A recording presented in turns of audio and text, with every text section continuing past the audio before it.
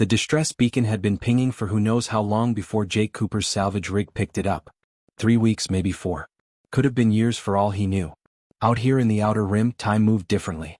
Most freelance mechanics would have ignored a signal like this. Too far out from any trade routes, too old to be worth the fuel costs, and way too much risk for what was probably just scrap metal and empty cargo holds. But Jake had never been good at walking away from a cry for help, even one that might be 10,000 years old. He ran the calculations twice before making the jump. His rig wasn't exactly top of the line, and if something went wrong out here, nobody was coming to save him. But something about that beacon kept nagging at him. It had a rhythm to it, a desperation in the pattern that felt almost alive. His ex-wife Rebecca used to say he had a savior complex. Maybe she was right. Didn't change what he had to do. The jump took 6 hours. Jake spent most of it drinking bad coffee and running diagnostics on his equipment. When the derelict finally appeared on his sensors, he let out a low whistle. The ship was massive, easily 3 times the size of any modern cruiser, maybe bigger.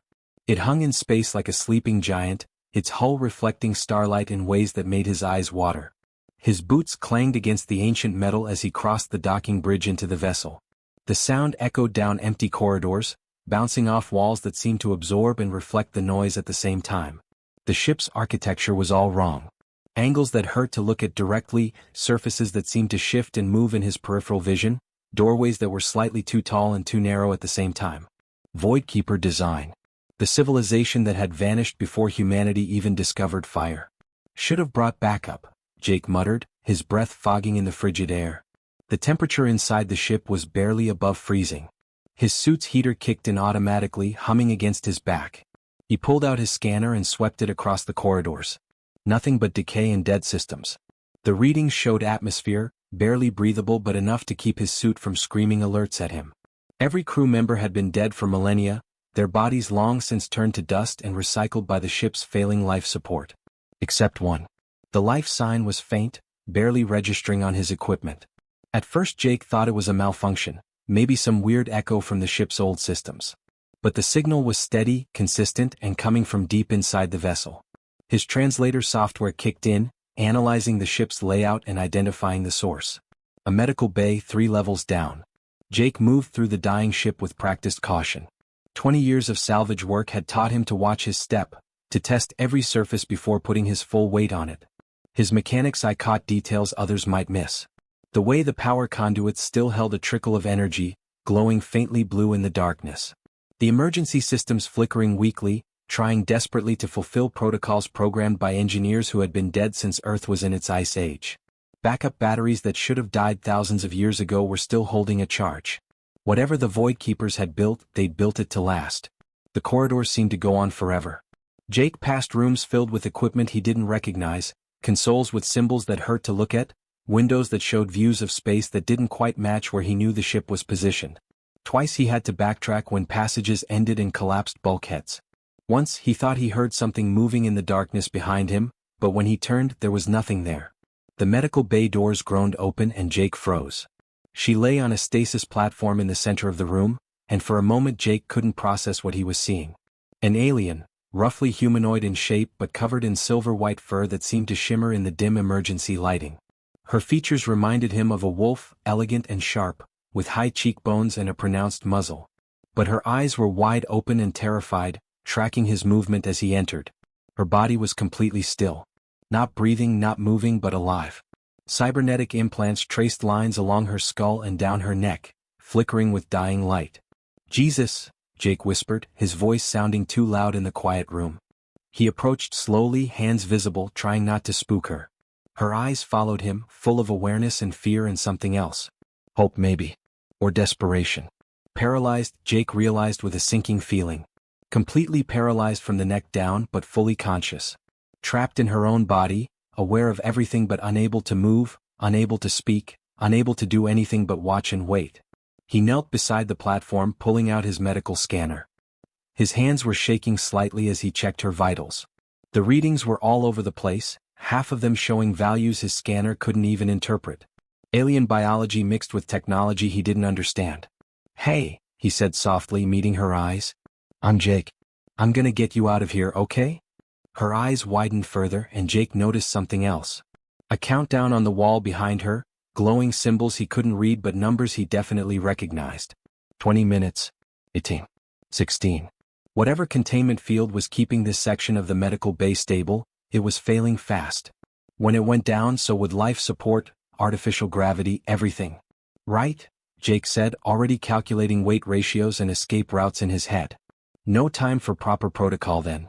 The maintenance shaft was never designed for a man carrying a paralyzed alien on his back. Jake had to turn sideways just to fit through the entrance, the emergency harness he'd rigged digging into his shoulders with every movement. The shaft was cramped, dark, and filled with jagged edges that seemed designed to catch on everything. He squeezed through gaps barely wide enough for his shoulders, his hands torn and bleeding from the sharp metal edges. The walls were covered in something that looked like crystallized frost but cut like broken glass. Every few minutes, Jake had to stop and readjust the harness, making sure Kira wasn't being crushed or cut by the straps. Her weight was distributed as evenly as he could manage, but it still felt like someone had strapped a sack of bricks to his spine. His legs shook with the effort of climbing, and sweat poured down his face despite the freezing temperature. "Doing okay back there?" he asked between gasps for air, knowing she couldn't answer with her voice. The silence felt heavy, wrong somehow. He'd spent most of his adult life working alone, but this was different. Having someone completely dependent on him, unable to even tell him if she was in pain, made every decision feel 10 times heavier. His scanner beeped against his hip. He paused on a narrow ledge, balancing carefully, and pulled it out with one bloody hand. Text scrolled across the screen in uneven letters, like someone typing with immense difficulty. "Why not abandon me? Faster alone." Jake snorted, the sound echoing weirdly in the confined space. He pulled himself up another level, his muscles screaming in protest. "Lady, I've made a lot of stupid decisions in my life. This isn't even top 5. He paused, breathing hard, trying to get enough oxygen to keep moving. His lungs burned. "Besides, my mom would kill me if I left someone behind. She raised me better than that." It was true. Linda Cooper had been a nurse on a frontier station, the kind of woman who'd drag injured miners out of collapsed tunnels with her bare hands if she had to. She'd raised Jake on stories about doing the right thing even when it cost you. Especially when it cost you.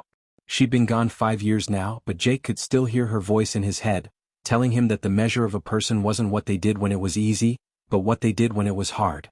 The ship groaned around them, a deep metallic sound that vibrated through the walls. Something in the distance made a sharp cracking noise, and Jake felt the shaft shudder. Systems were failing one by one, each shut down, making the vessel a little less stable. Then he heard something else. Something that made his blood run cold. A scraping sound, metal on metal, deliberate and purposeful. Not random. Not mechanical failure. Something was moving through the ship. Something was hunting them. Jake forced himself to move faster, ignoring the pain in his hands and back.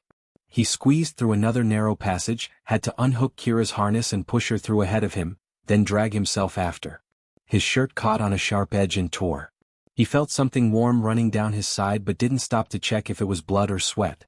Finally, after what felt like hours but was probably only 20 minutes, he emerged into a larger corridor. His legs gave out and he had to catch himself against the wall. He set Kira down as gently as he could, leaning her against the bulkhead. His back felt like someone had taken a blowtorch to it. Every muscle from his neck to his calves was on fire. While he caught his breath, doubled over with his hands on his knees, Kira's implants flickered more steadily. They were syncing with his scanner somehow, getting stronger as they moved away from whatever was interfering with them in the medical bay. The connection stabilized. Text flowed faster now, letters appearing in quick succession. "My name. Kira." "Kira," Jake repeated, managing a tired smile despite everything. He straightened up, wiping sweat and blood from his face with his torn sleeve. "Nice to meet you, even if the circumstances suck." He pulled up the ship's layout on his scanner. They were maybe halfway to his docking point. Still a long way to go. "Can you tell me what happened here? Why were you alone in that medical bay?" The response came slowly, each word appearing one at a time like she was struggling to form the thoughts. Jake imagined what it must be like, trapped in your own body, having to communicate through sheer willpower and failing technology. "Research mission. Found something in stasis. We woke it. Mistake." Jake's blood ran cold. He'd been on enough salvage jobs to know what finding something in stasis usually meant. Nothing good ever came from waking up ancient things that other ancient things had locked away. "What did you wake up?" "Guardian. Weapon. Both. It killed my crew. Paralyzed me. Neural toxin. Jake looked down the dark corridor, thinking about that scraping sound he'd heard. The thing that was hunting them. A guardian, he said quietly. Why to keep you alive? If it killed everyone else, why leave you breathing? The text came faster now, urgent. Testing. Always testing. My crew, they left me when it attacked. Saved themselves. Ran. Jake felt something twist in his gut. Not surprise exactly. He'd seen enough people in crisis situations to know that fear made folks do ugly things. But still, her own crew had abandoned her. Left her paralyzed and helpless while they tried to escape. The fact that they'd apparently failed, that the Guardian had killed them anyway, felt like cold justice. The Guardian moved with liquid grace, circling them like a predator assessing prey. Jake had seen plenty of dangerous things in his years of salvage work. Malfunctioning security drones, radiation leaks, ships breaking apart in zero gravity. But this was different. This thing was alive in a way that made his skin crawl. It shifted and reformed as it moved, parts of it solid metal one moment and flowing like water the next. Multiple eyes opened and closed across its surface, tracking every breath Jake took, every shift in his weight. Jake tracked its movement, his mind racing through options. His plasma cutter hung at his belt, designed for cutting through bulkheads and sealed doors. Against this thing, it might as well be a butter knife. He could maybe cut through one tentacle before the creature tore them apart. Maybe. Not great odds. Not even good odds. But he'd worked with worse. Jake. Run. Kira's text appeared on his scanner in sharp, frantic bursts. IT will let you go. It only wants me. Please. Not interested, Jake muttered, his eyes scanning the hangar bay around them. Years of mechanical work had trained him to see possibilities where others saw junk. Emergency fuel lines running along the ceiling, still pressurized if the readings were right. Oxygen vents that could be overloaded. Magnetic cargo locks that held tons of force. A mechanic's playground if he could just think fast enough. If he could stay alive long enough to use any of it. The Guardian stopped circling. For a moment, everything went quiet except for Jake's breathing and the distant groaning of the dying ship. Then it moved. The Guardian lunged, not at them directly but at the exoframe supporting Kira. It happened so fast Jake barely had time to process it.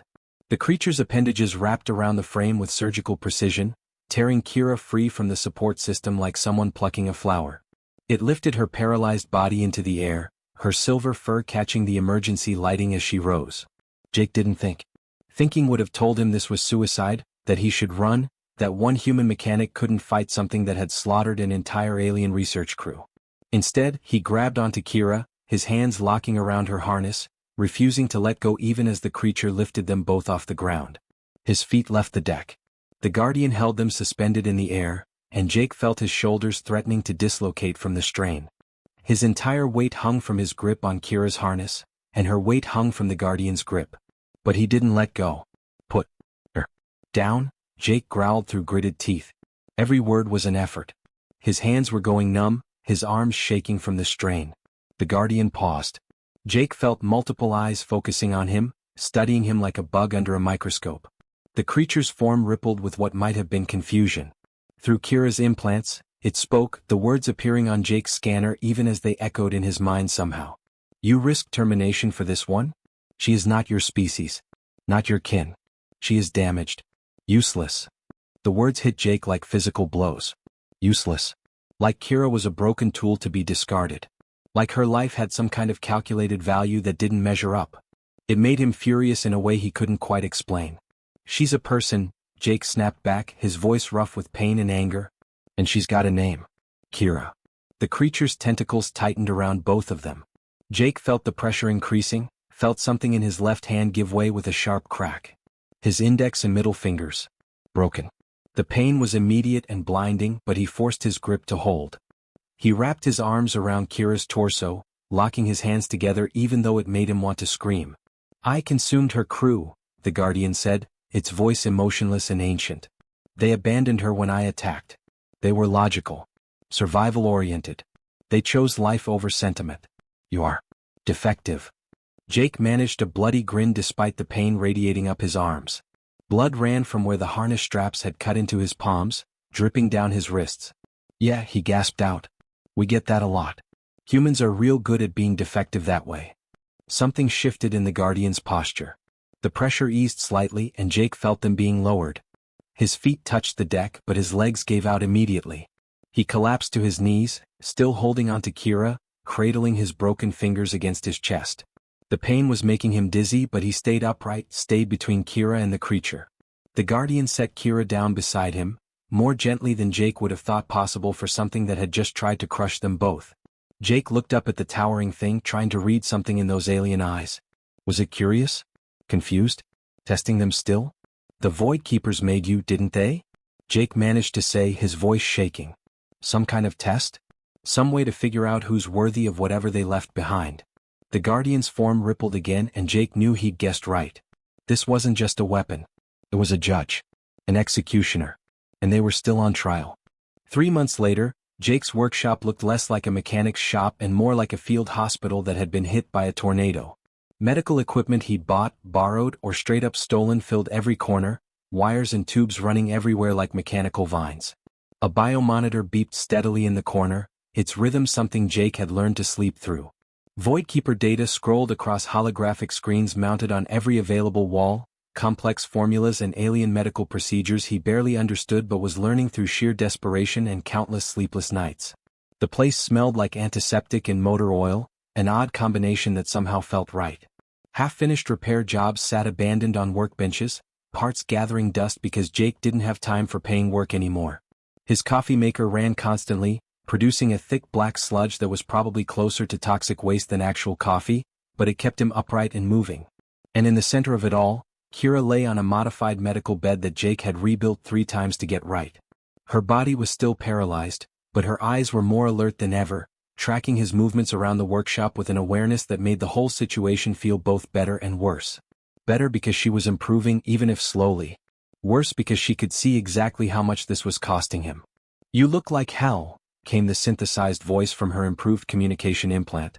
The Guardian had given Jake access to better technology before they'd left the derelict ship, and Jake had spent 2 weeks straight installing and calibrating the new system.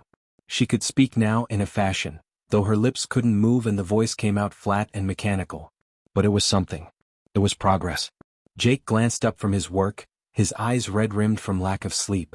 Dark circles had taken up permanent residence under his eyes, and his hands shook slightly from too much caffeine and not enough food. He'd lost at least 20 pounds, his clothes hanging loose on a frame that had never been particularly heavy to begin with. His savings account had exactly 47 credits left in it. His regular clients had stopped calling after he'd canceled on them one too many times. Other mechanics on the station had started avoiding him in the corridors, looking at him like he'd caught some kind of contagious insanity. "Thanks," he said dryly, setting down the calibration tool he'd been using. "You're looking pretty good yourself." "Liar," Kira's synthesized voice replied, but there was warmth in it somehow, even through the mechanical translation. "Jake, this is insane. You've spent everything. Your reputation is destroyed. Other humans avoid you now. I hear them talking when they think I'm sleeping." Jake returned to the bioelectrical stimulator he'd been building, trying to match it to the specifications in the Voidkeeper files. The math made his head hurt, and half the components didn't exist in modern manufacturing, so he was having to improvise with materials that were close enough and praying it would work. "Yeah, well," he muttered, soldering a connection that probably violated 6 different safety regulations. "Never been much of a people person anyway. Most of them were annoying. You're going bankrupt. Again. 3rd time's the charm." He managed a tired grin, though it didn't quite reach his eyes. "Besides, I'm getting really good at it. Maybe I should write a book. How to Lose Everything, a practical guide by Jake Cooper." The truth was harder than his jokes suggested. He'd sold his spare ship parts first, then his backup tools, then the tools he actually needed and had to borrow replacements. He'd taken out loans that he had no idea how he'd pay back. His credit rating had tanked so hard it was probably visible from orbit. Last week, his ex-wife Rebecca had actually called him, which never happened unless something was seriously wrong. She'd heard about what he was doing through the station gossip network and wanted to know if he'd had a psychotic break. Kira's eyes, her only means of true expression, softened as she watched him work. "What? Why do all this for me?" Jake paused, his hands stilling on the equipment. It wasn't the first time she'd asked, but he still didn't have a good answer. Or maybe he had too many answers and none of them sounded right when he tried to put them into words. "You know," he said slowly, "everyone keeps asking me that. The other mechanics down at Riley's bar. The station administrator when she came to check on my situation. Hell, even Rebecca called to ask if I'd completely lost my mind. He looked at Kira directly, meeting those alien eyes that had become so familiar over the past 3 months. You want the truth? I don't really know. Maybe because nobody should have to die alone on a dead ship in the middle of nowhere. Maybe because your crew were cowards and someone needs to prove that not everyone is. Or maybe... He shrugged, turning back to his work. Maybe I'm just too stubborn to know when to quit. Your species' compassion will bankrupt you, Jake Cooper. Already did that twice before, Jake said, connecting another wire. I'm good at bouncing back. Like one of those old rubber balls. The harder you throw me down, the higher I bounce. That's what my dad used to say anyway. Over the past 3 months, Kira had made progress. Small progress, painfully slow progress, but progress nonetheless. She'd regained sensation in her fingertips first, just barely enough to feel when Jake touched her hands during the daily physical therapy sessions he'd learned from the Voidkeeper medical files. Then her toes had started responding to electrical stimulation. Last week, she'd managed to twitch her left index finger on command. It was the most beautiful thing Jake had ever seen. But it wasn't enough.